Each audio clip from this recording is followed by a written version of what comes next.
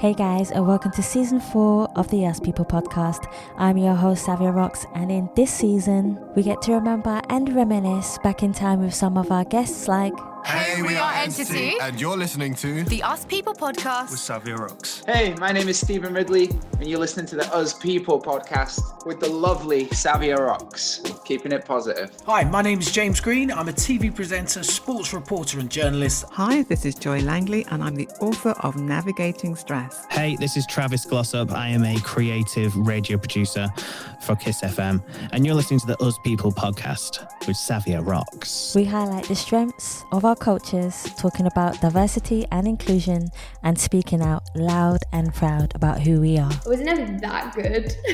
I was determined. I had a love for the sport, and that always fueled me. But arriving into London and kind of growing up in a really difficult situation, trying to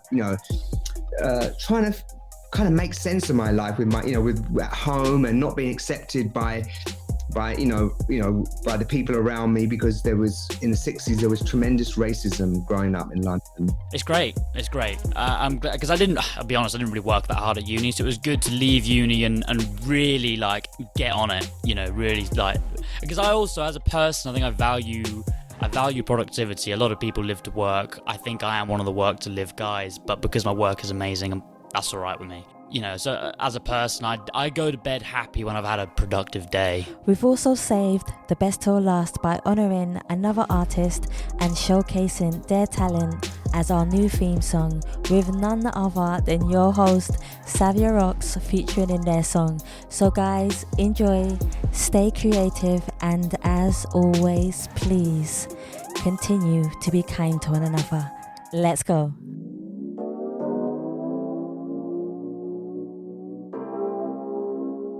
Hi, my name is Diana Mary Rose, and I'm a psychic author, a clairaudient, and also a homeopath.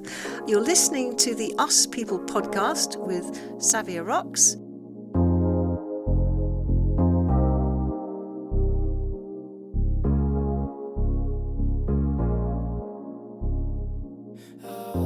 Peace of mind. Gotta keep my energy and peace of mind. I protect my energy and peace of mind. Gotta keep my energy and peace. Hey guys, and welcome to another episode of the Yes People podcast.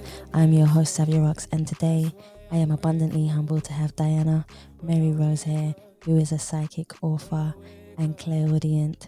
Diana, I want to thank you so much for taking your time to come on the Yes People podcast. How are you? I'm very well, thank you, Savia, and thank you so much for inviting me. This is a lovely thing to do. Absolutely fabulous. No, you're more than welcome. I always believe that it works both ways.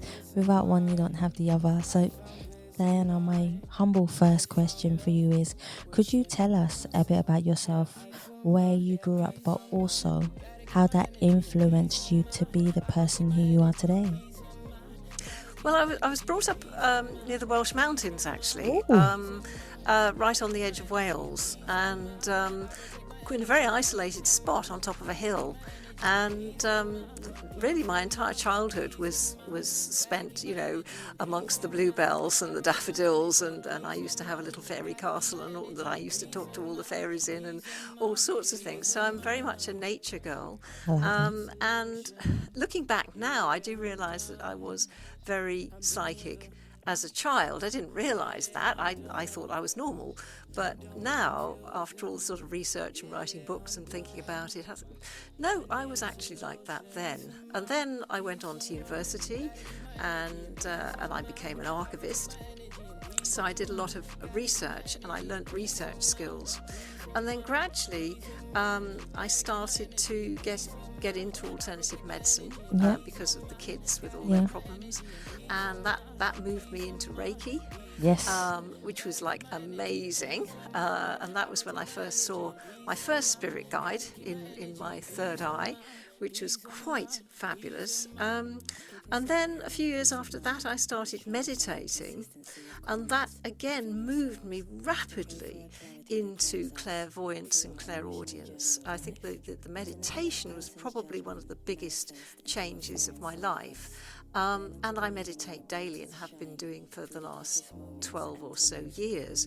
And gradually over that period of time, the clairaudience has become stronger and stronger and stronger, until a couple of years ago, I realised I was just having perfectly normal chat with my spirit guide as I was walking the dog, and he was talking back to me, and at that point I suddenly realised, wow, I am seriously psychic.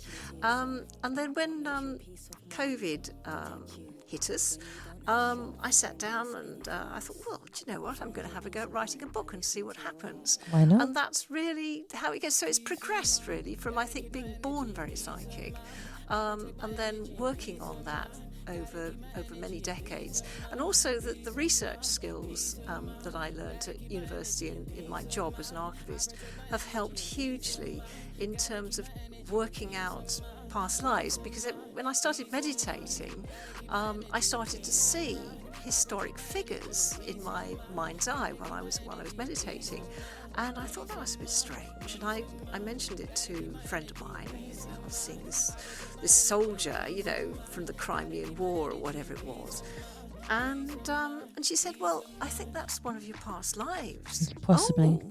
Oh, so the penny dropped that I was actually maybe seeing historical scenes from multiple past lives.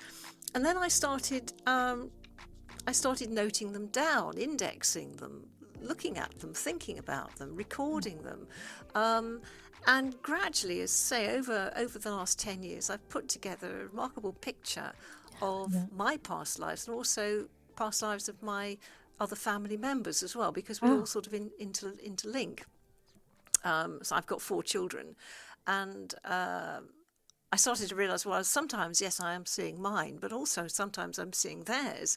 And it's just been the most extraordinary sort of outcome. And the first book that I've just written now, which has just come out, Atlantis and Gaia, is kind of the result of all of that. I mean, I haven't got very many of my family's past lives in it. I sort of moved into celebrity past lives because, quite honestly, they're probably more interesting to the public than mine. But I could have done I could have done a massive family tree of my own. And that's how it all came to be. So and dear COVID was really very helpful to me. A lot of probably people say like that. a lot of authors. In fact, I know a lot of people have changed direction as a result of it, and so did I.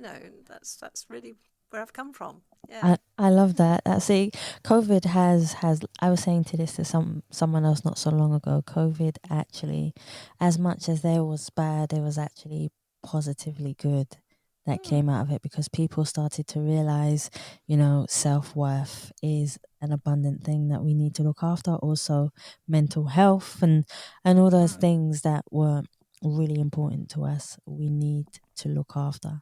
So my next question for you is one of my most favorite questions that I love to ask guests who come on the show.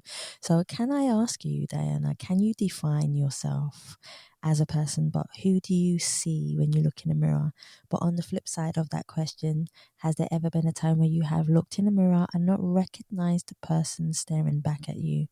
How did you manage to go from a person who you didn't necessarily want to be to manifesting, meditating, as you said, and positively shifting your emotional being of who you are to be in this space and the positivity of where you want it to be? I think, and this probably happens to a lot of people, the big changes in my life have always been trauma. At the end of the day, we sort of, amble along quite comfortably. Very true. Until something happens, which is a shock or a dilemma of some kind. And then you think, well, now what do I do? And that gets you out of your comfort zone and it pushes you forward. And one of mine has undoubtedly been my 4 children, because they all had allergies when they were little.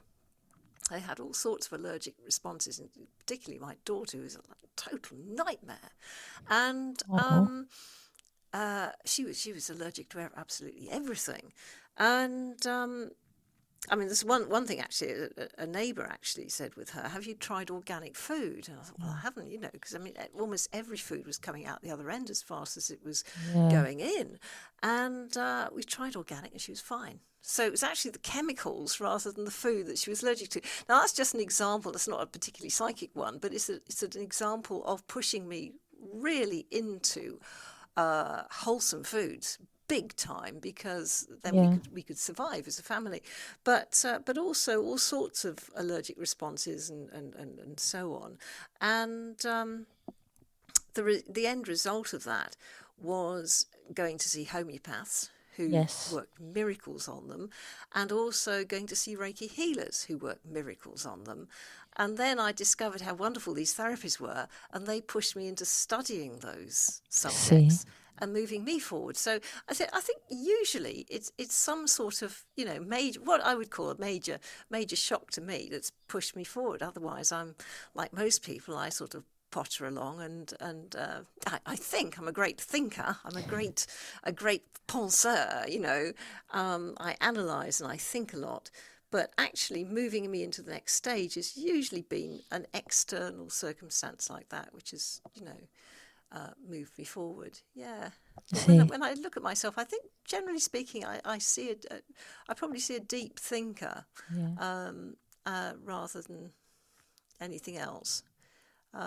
So you're always trying to work out the answers to the deeper questions, and sometimes there aren't any, or there aren't any on this earth. But the wonderful thing about clairaudience is when you start writing about it, as I do, the answers actually come from afar, and life isn't as bad as it sounds, from the bigger perspective. So instead of thinking, oh my goodness, what a mess we're in down here, I start getting That's the all truth. sorts of very positive responses about, the planetary alignments and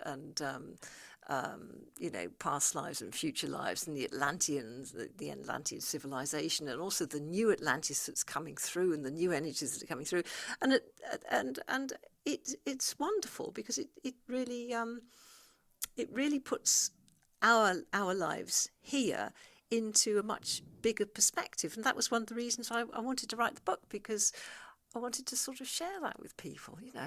Life's not as bad as it sounds. It's not. And I think sometimes when we are in the deepest of the deep of a situation, I think that's all we can think about, because the human mind has a consistency of, how can I say, thinking of the bad at the present and not realizing the open door that's in front of us. We often do that very, very much. And there is light at the end of the tunnel. But like I said, we always think of what's already in front of us and what we're already going through. One of the questions that I do want to ask you, I would love to know more about your past lives. The reason why I ask that is because you have so many stories and you see so many of your past lives. But to you, just from your perspective and your opinion, which one do you believe has been not necessarily the most fruitful, but the most exciting or intriguing past life that you've been in?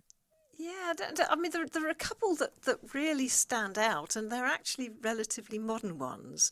The first one is as an 18th century lady. Now, this is interesting, because I remember when I was about 13, we went to Versailles as a family, family trip, and it was electric. It was I just couldn't get enough of Versailles. I was just shooting around the whole place. I just wanted to see everything, as fast as I could. I really was just in an incredible state of excitement. Now, decades later, I started to see this 18th century lady in my mind's eye, and I realise now that I was an aristocratic lady at the court in Versailles in the 18th century. That's cool. And then I realised, that's why when I came to that same location again, it had such a very positive, exciting atmosphere to it, because you pick up the energy of the place.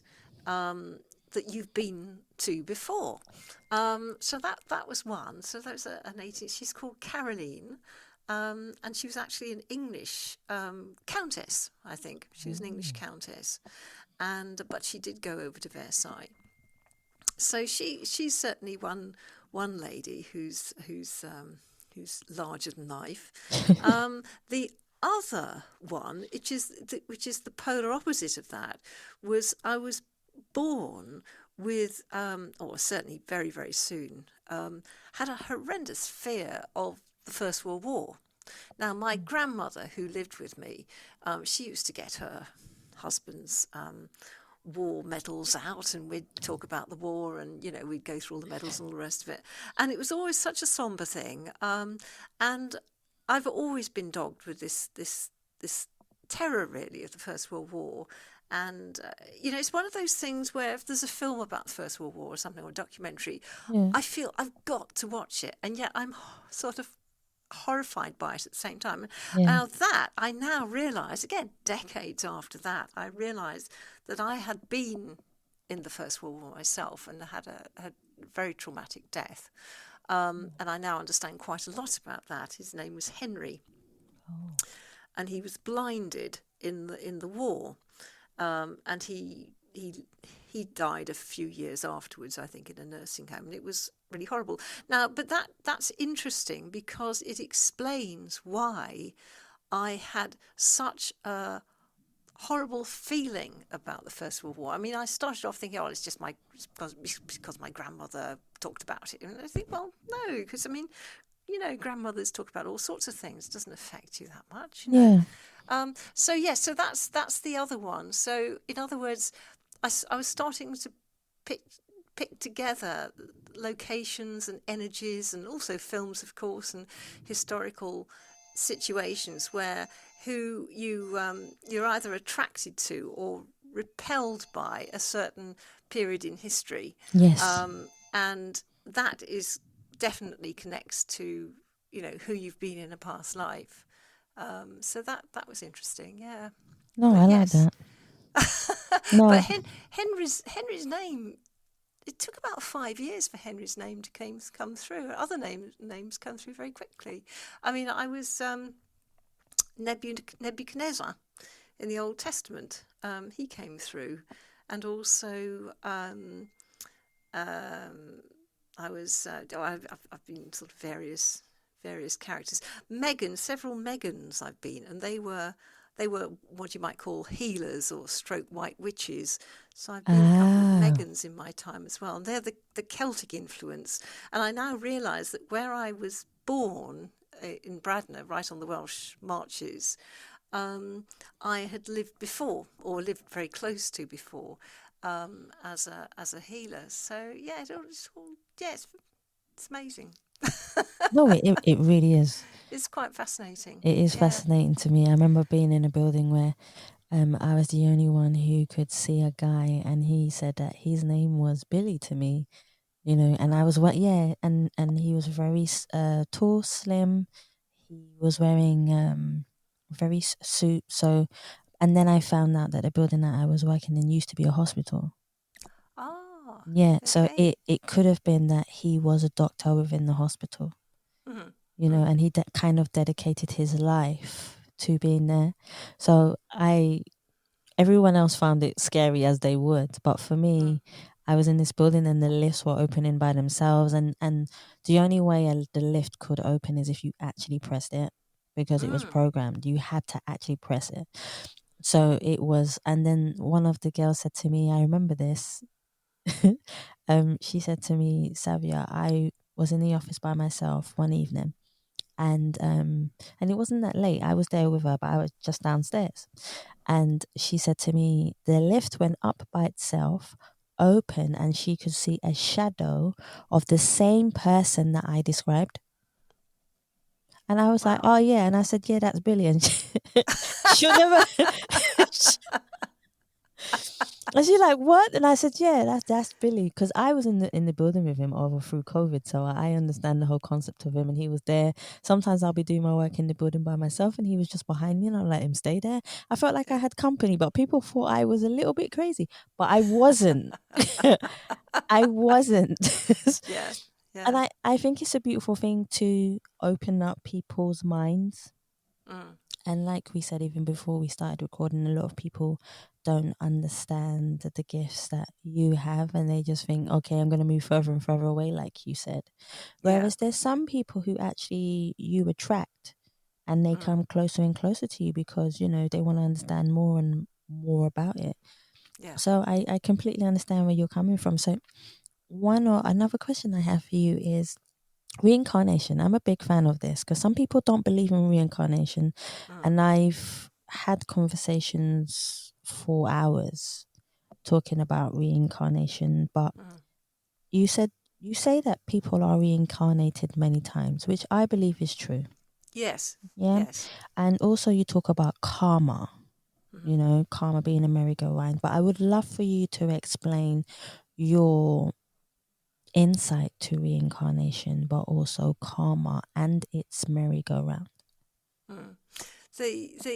Yes, I mean that's one thing that came through meditating every day really for 10, 12 years is the complexity of reincarnation. I suppose if I'd thought about it 20 years ago, 30 years ago, I would have thought, oh, maybe we reincarnate 3 or 4 times, you know. I mean, Exactly. It's like, Yeah. no, it's hundreds of times. And also, it's also very complicated. And in my book, Atlantis and Gaia, I mentioned George Harrison, as my spirit guide talks about him a lot, and he has multiple past lives as very important people, and time and again through history, going right back to the Old Testament. So he was Peter the Great, for example. He was also Antonio Vivaldi. Yes. And he was also another artist in the late 17th century. And some of those, 2 of them actually overlap in time. Now, this is quite interesting because I've come across this before now, that you can at soul level, you can send more than one card, it's called, down to the earth plane. So you can actually have 2 aspects of the same soul on earth overlapping. So it does get very complicated. So consequently, how many lives we have is up for grabs, really. It's very, very complicated indeed, but it goes back and back and back in time. He was also another important person in the Middle Ages called Andreas Capellanus, who wrote a book on courtly love. He's set off the whole courtly love sort of understanding in the 13th century, and that influenced literature all the way through the Middle Ages. But again, it's interesting looking at him and looking at his music today and how that's influenced by his past lives. So it's an extraordinary thing. But yes, the number of lives is huge. It just goes on and on and on. We went to China a few years ago, and I now realise because of that, some of my Chinese lives came up. There were a couple of lives in China, but you think, well, maybe if I'd gone to Russia, maybe a few would turn up there as well. I mean, what I find is, because I meditate wherever I am on holiday, that meditation usually responds to the location where I am. So I start finding, lives in wherever it is, Germany. If we're in Berlin, I think that we had some different lives turning up there and so on. But such a complicated subject. I think the only way to be able to understand it is to write it into a book. Because trying to talk over a cup of coffee to somebody, and you're just going to sound a complete lunatic, because you can't get into the depths of understanding and the reasoning behind it. And there is a logic. There's always a logic to it, but it's very, very complex. But it's fascinating. I love it. I'm completely addicted to writing books about reincarnation. It's just so interesting. So interesting. I like that so much. So I remember speaking to a therapist and also a hypnotist, and we were talking about pain. I had to write down pain in your past lives that you transcend and bring into your previous life. So, for example, I know you're completely going to understand this. You were talking about having a tragic death, for example. Yeah.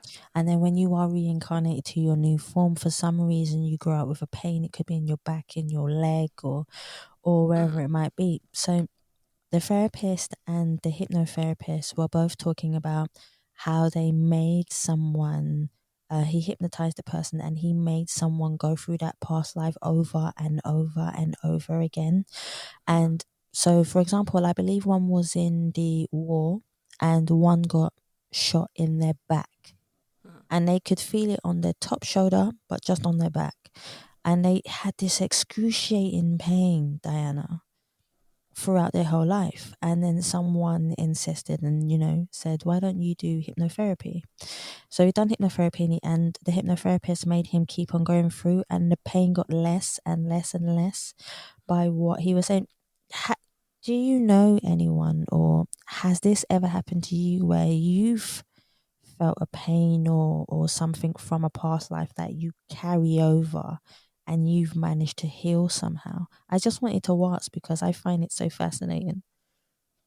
Yeah, not pain as such. I think probably more sort of fears. Yeah. That's more sort of the kind of thing I've noticed. Yeah, I mean, I actually know it's true. That's interesting because when my daughter was little, I mean, she was like tiny, about 2 years old or something. She used to get cystitis at the drop of a hat. Now, we always managed to fix it with cantharis, which is a homeopathic remedy. You take it out straight away, every time. This went on for about 2 years until she finally grew out of it. Yeah. But now, looking at her past lives and understanding her at a deeper level, at soul level, I realised that she carried through into this life a huge amount of anger. So she came in as a very, very angry makes sense child. I mean, you wouldn't think that particularly, but I would say it's somatized into cystitis, because when you look at cantharis, which is an absolute connection to, it's the number one homeopathic remedy for cystitis, takes out most of them, and it certainly took this one out immediately every single time. Cantharis is, on the mental and emotional level, rage.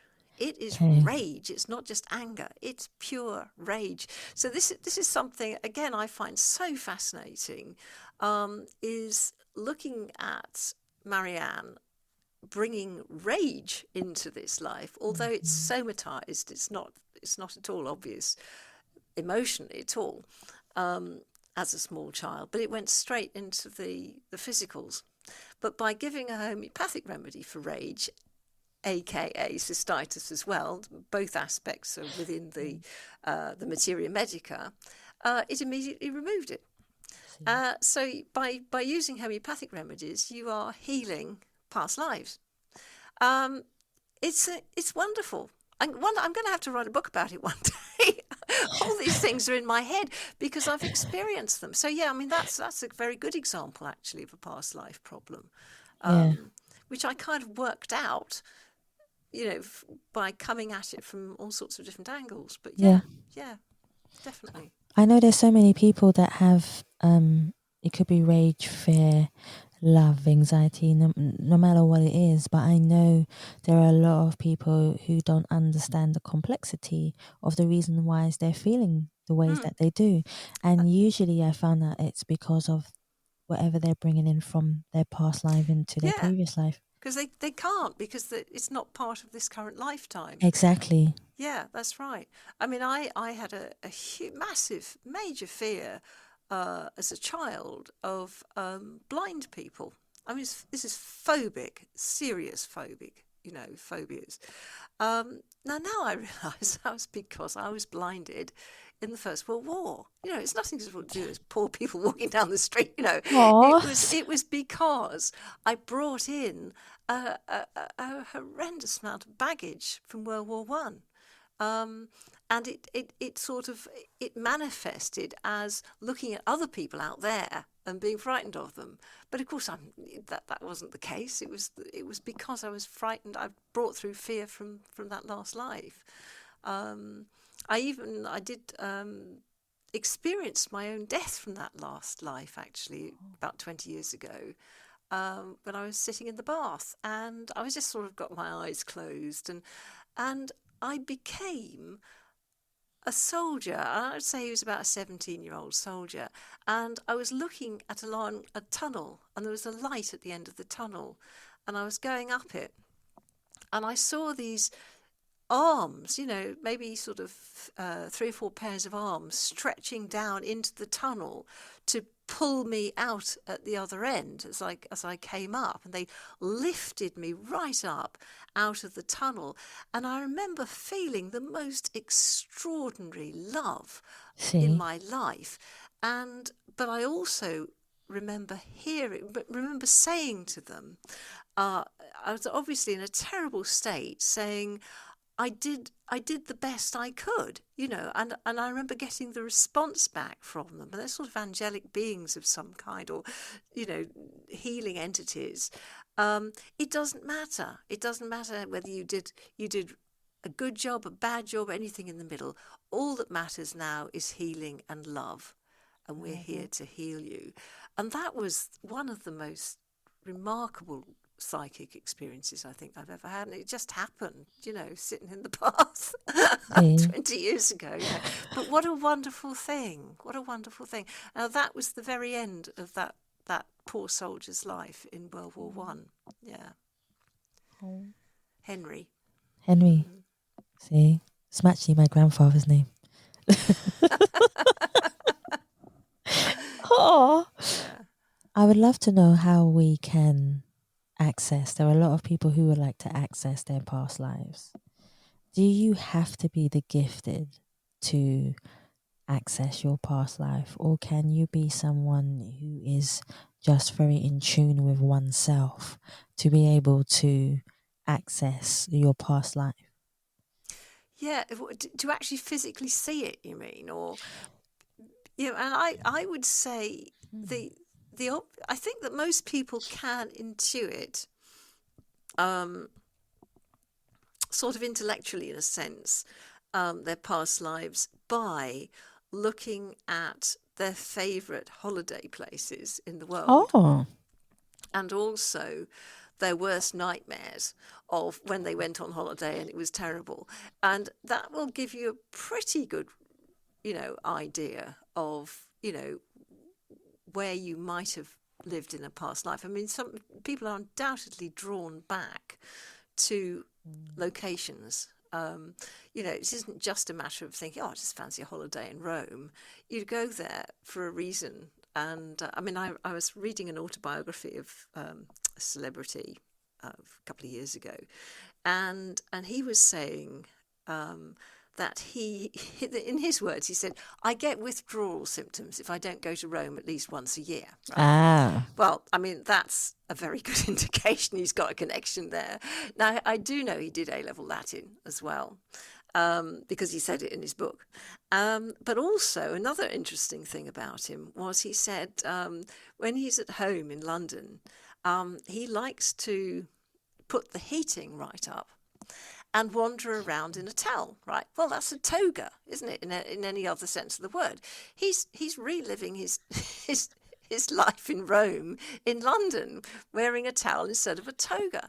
You know, he probably doesn't realise that. But by the time I'd finished his autobiography, I thought, oh, I've got him absolutely. You know, I just find it so interesting. So you can do those things if you're able to take a step back and look at the sort of wacky little things you do, like he was doing, you know, sort of just wandering around in a towel all day. And also having, you know, just feeling absolutely the essential necessity to have a little holiday in Rome regularly. You can intuit pretty well, there's something's going on there. Now, after that, I mean, who knows? I mean, when I started meditating, I pretty well straight away started seeing people dressed in ancient costume of some sort. Now, whether that happens to other people, I don't know, but it happened to me. So, you know, the more you meditate, the more psychic you become. That is definitely the case. But of course, as you mentioned, I mean, there's hypnotherapy. You can hypnotize yourself back into a past life. I've done it 4 times. Aha, right, okay, yeah. That was an experience. What did you see? On my first, I was crying quite a lot actually. The hypnotherapist said so each time I had hypnotherapy, it was for about 2 hours each. And it's so extraordinary. The first time I felt paralyzed. And I couldn't move any part of my body. And he was asking me questions, and the only thing that I can do, Diana, was nod. And I could feel my physical being still here, but my subconscious had no control over it at all. And he was going over, where am I now? A lot of the time I was flying, or I was a musician in my past life, which makes abundant sense of me, you know, being able to play the piano now. And I lost my ability to play the piano in this form. And I wanted to know why, because when I was younger, I loved it so much, and all of a sudden, kaput, I couldn't play it anymore. So there was something there. So I was telling him, I don't know what happened, but I feel like I've lost my ability to play the piano that I love so much. And then he went through these different methods of saying why, and then we realized it was down to something in my childhood, you know, that I was holding, that my parents said to me, or they were saying things to me that obviously were making me doubt my self-belief of myself. So that was definitely one. Another one, I was flying in the air and I could see over the world. It was so crazy, but I completely understood it. Where another life, I was a healer, makes so much sense. That one makes so much sense. And my healing power was I could touch someone and instantly take away pain. So, and I remember another one where it was in ancient times, where we were all wearing brown kind of rags, so we weren't wealthy, we were really poor. And my mother was my brother. It all makes sense. My mother was my brother, and for some reason had something against me, you know. And it was so bizarre to go through all of these different life forms. And it taught me so much about myself coming into this one, like why I felt self-doubt, you know, maybe why my relationship with my mother wasn't necessarily the best, you know, but how to heal those things and how to forgive, which is another thing that I'm sure we can talk about. Forgiveness is a huge part of who we are and how we become the people who we are today. So I learned so much, Diana, from, you know, having hypnotherapy, and I personally would recommend it to anyone who wants to understand their past lives and also wants to heal and forgive. Which I would love to ask you this question: what does forgiveness mean to you, Diana? Because in everything that you've seen in all your past lives and all the people that I'm sure you've helped as well understand their past lives. What does forgiveness mean to you? But also, how has it helped you in your life?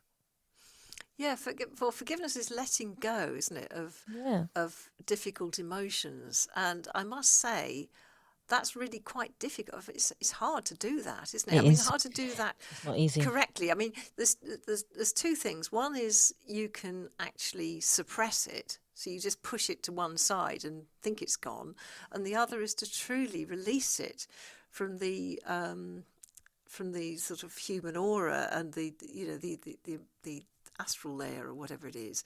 It's really hard. I mean,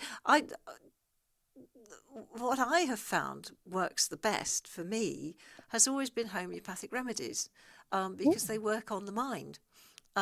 So, for example, there's a homeopathic remedy called Nature Mure, which I have found very, very helpful because it releases all those sort of grumbles and mumbles and resentments and grief. It's a big suppressed grief remedy. Yeah. And it releases it. So I tend to rely on homeopathic remedies because I'm a trained homeopath. I trained after finding how miraculously helpful it was for my 4 children. I thought, now this is it. I'm going to have to do something about myself. it. Yeah, it's just incredible stuff. So when I've got something I can't let go of, I tend to turn to my homeopathic remedies, and they really help hugely, absolutely hugely. But letting go of emotions otherwise, it's really hard because they really get into you, and it's not easy to do. Well, let's say homeopathy, I can recommend it. Just I like the way you did that. I mean, sometimes it can literally. I remember. I was getting into a bit of a, because being a writer, it's a very lonely business. You're on your own with your thoughts tell me all the about time, it. And particularly when it's psychic writing, there isn't really anyone to support you because they don't understand what you're doing, and probably if you knocked on a neighbour's door, they'd just think you were really weird. So you're on your own, and anyway, so there's a homeopathic remedy called pulsatilla, which is for wanting support, really. It's a little kid's remedy, when they're clinging to mummy, don't let me get, don't go, they want support. And I just realised, what, I think that's what I need. And I gave myself some pulsatilla. The very next day, I felt so much more grounded, in control, capable.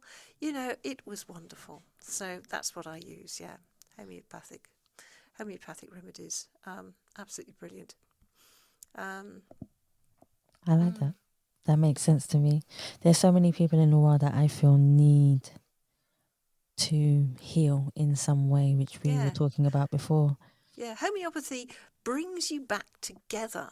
It's almost like mentally and emotionally, you sort of you're a bit scattered.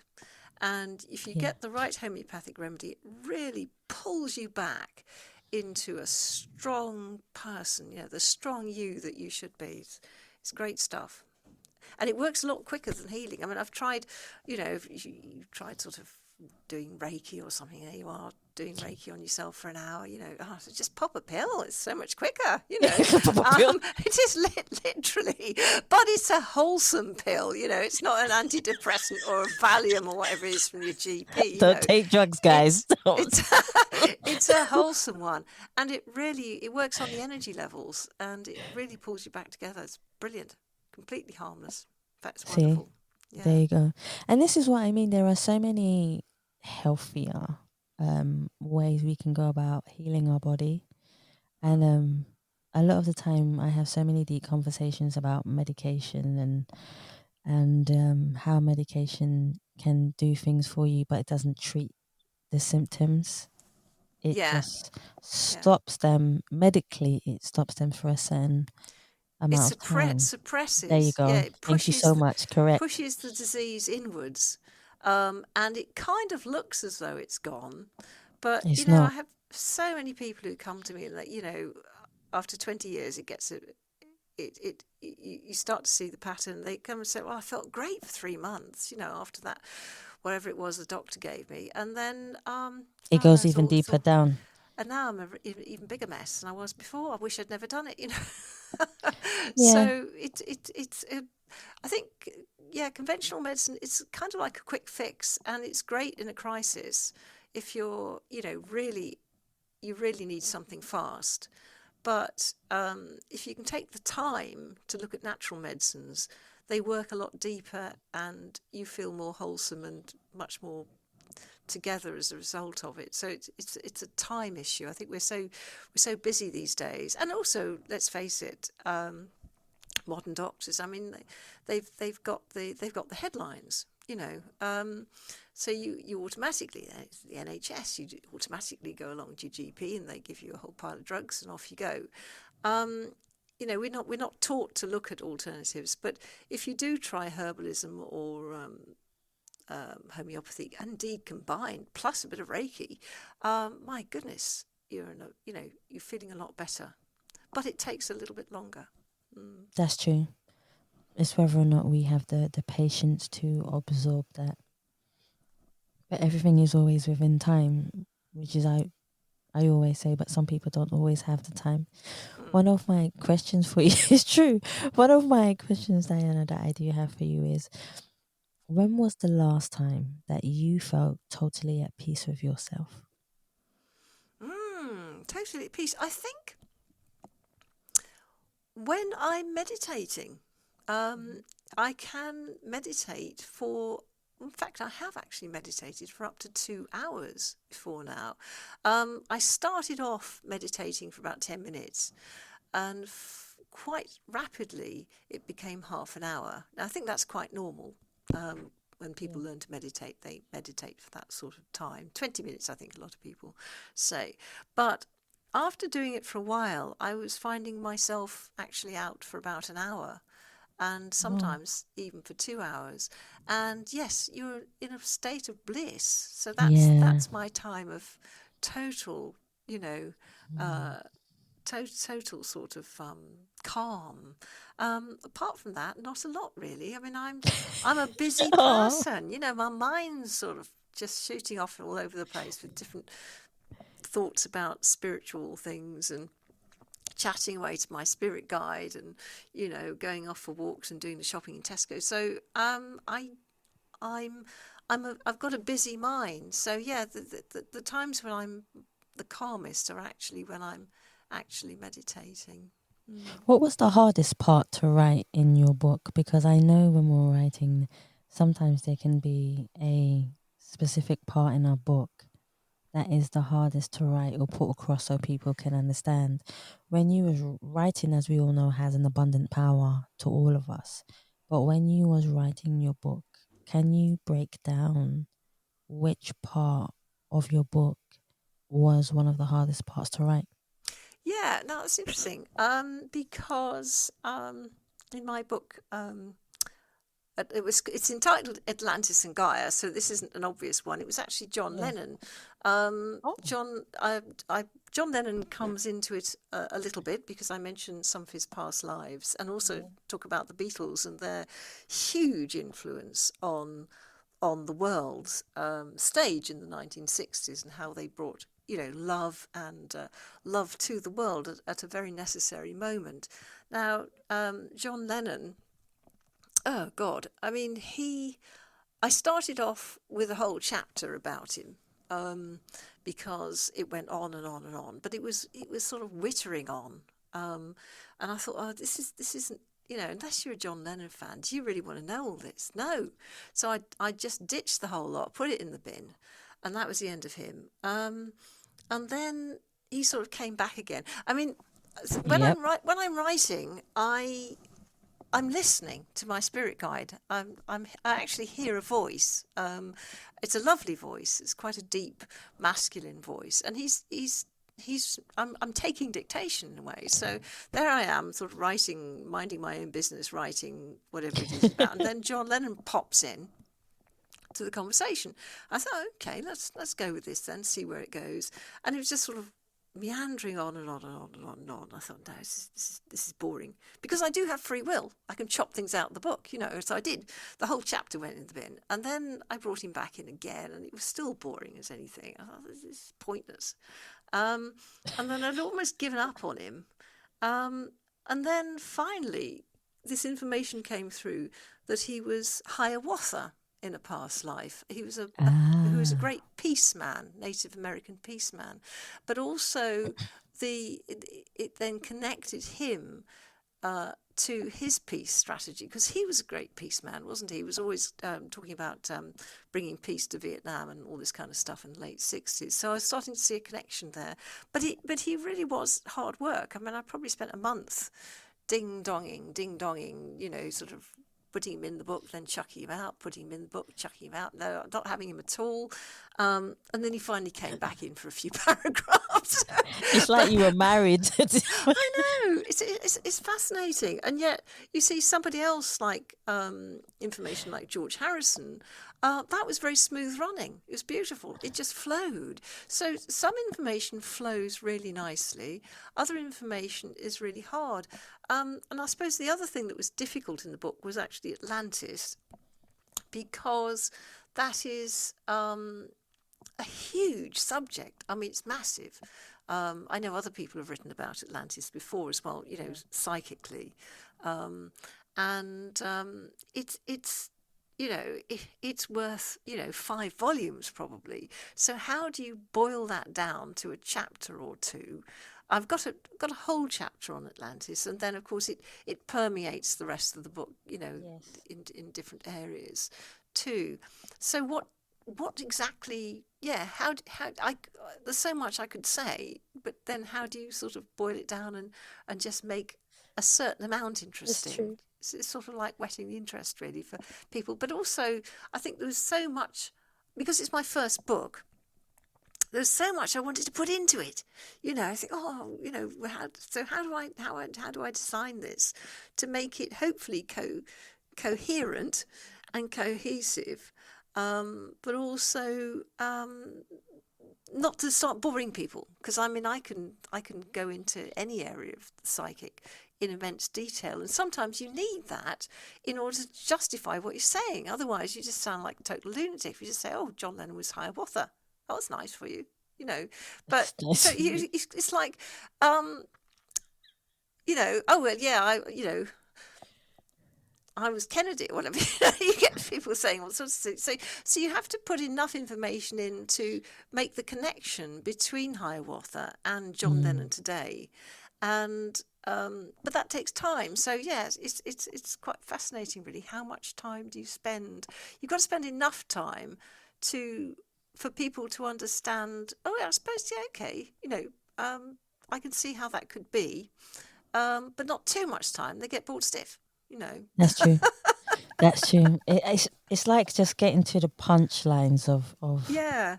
everything within the book, and even by the time you do that, as I know, you've already written a few pages just by getting to those important points. Yeah. And then you're like, okay, what do I do now? Because now will it become too much, or will they get bored? And I understand it completely.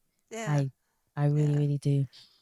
But if you float along the surface, Yes. then nobody understands any of it. It just sounds completely weird, So you have to deep down. So it's a combination of sort of, and this is what I've done, I think, with the book. I've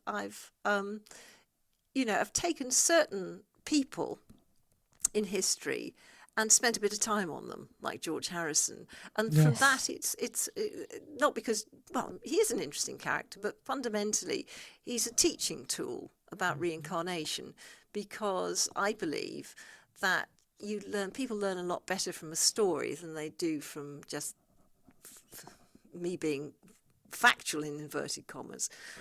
Stories, you remember a story, so you remember George and That's true. That is true. His interesting. I mean,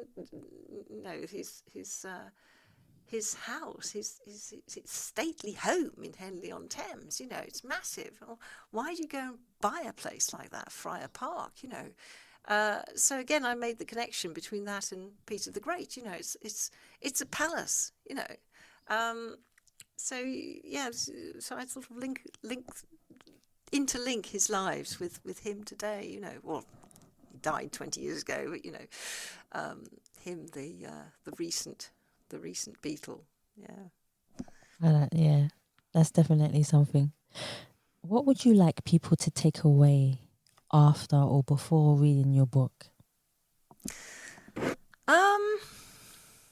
Hope.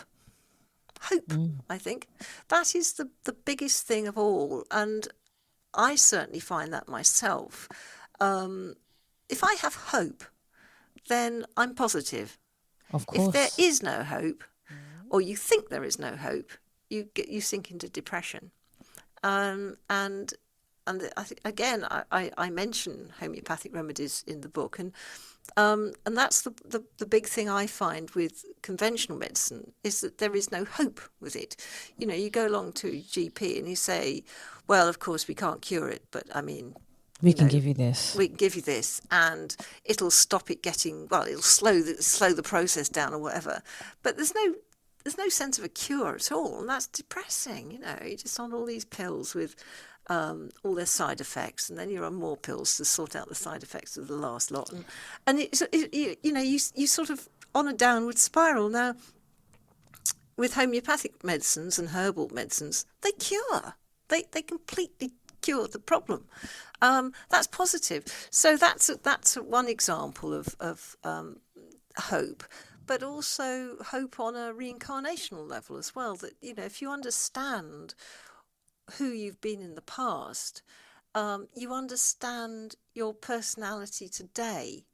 And instead of thinking, well, I'm just a strange person, or I've just got these weird hang-ups, or, well, why can't I be somebody else? You know, why do I have to be this person I am? You understand that actually it's a very positive thing, whoever you are with all your foibles. It's hugely positive. And you understand where you've come from. You know, reincarnation helps you to accept yourself, and I think in a very positive manner, you know. I think I should open up a hospital where there's loads of therapists and loads of, you know, spiritual healers in there, and have a space where we actually heal people completely. Yeah, because that's what people want, you know. We don't have that. We don't have it. It's no, tragic. we don't. It's tragic. And I think they would. Don't get me wrong. They would abundantly try to stop us. I know that for a fact.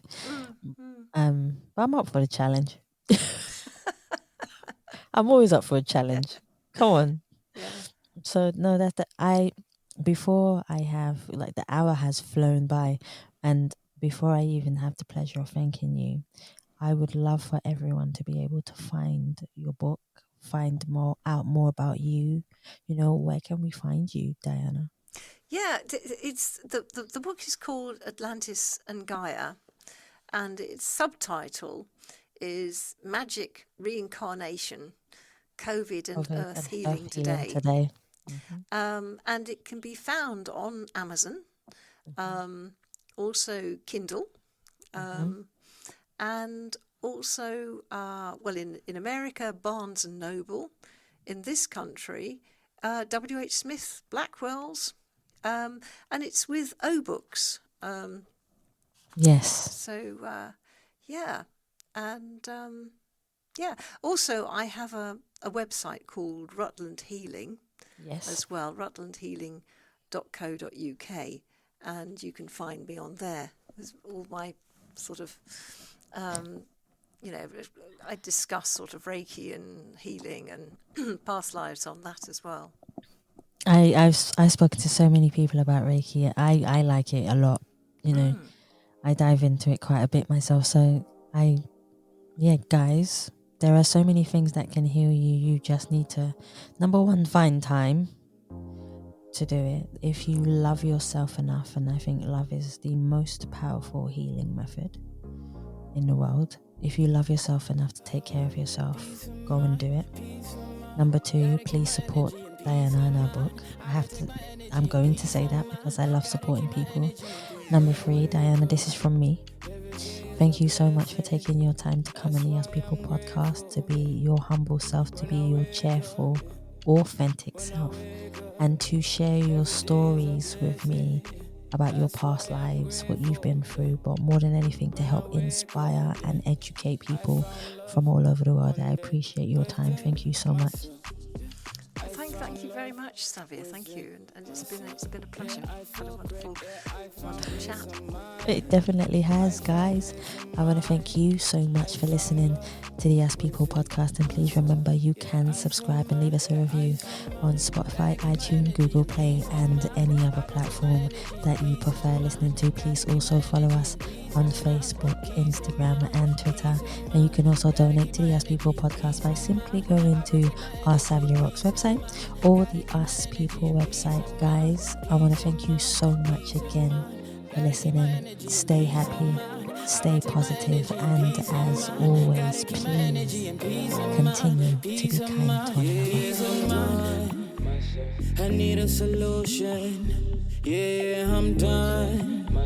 I'm done with her. Yeah, I'm done. I'm done with confusion. Yeah, I'm done. I need a solution. Peace of mind, peace of mind. Gotta keep my energy and peace of mind. I protect my energy and peace of mind. Gotta keep my energy and peace of mind. Peace of mind, peace of mind. Gotta keep my energy and peace of mind. I protect my energy and peace of mind. Gotta keep my energy and peace of mind. Peace of mind, peace of mind. Gotta keep my energy and peace of mind. I protect my energy and peace of mind. Gotta keep my energy and peace of mind. Peace of mind, peace of mind. People say that having a peace of mind is trying to find a consistency of calmness within ourselves, to crave for a clarity that drives us through our emotional journey of life, to never let a person's judgment manifest into a fear inside of us, learning to believe in our ability to shine through the darkest moments and tunnels when we cannot see the light. Patience being our light for forgiveness and strength, to believe in our destiny. If you want real peace of mind, one needs to stop fighting their inner thoughts and embrace them with love, because love is the most amazing and beautiful strength that we have to conquer our peace of mind.